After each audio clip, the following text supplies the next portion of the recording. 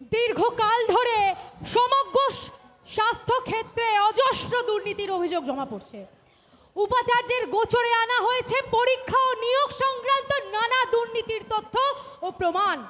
জাল ওষুধ এবং বায়োমেডিক্যাল ওয়েস্ট নিয়ে চরম অসৎ ব্যবসা চক্রের ফলে সাধারণ দরিদ্র রোগীর জীবন বিপন্ন করে তোলা হয়েছে।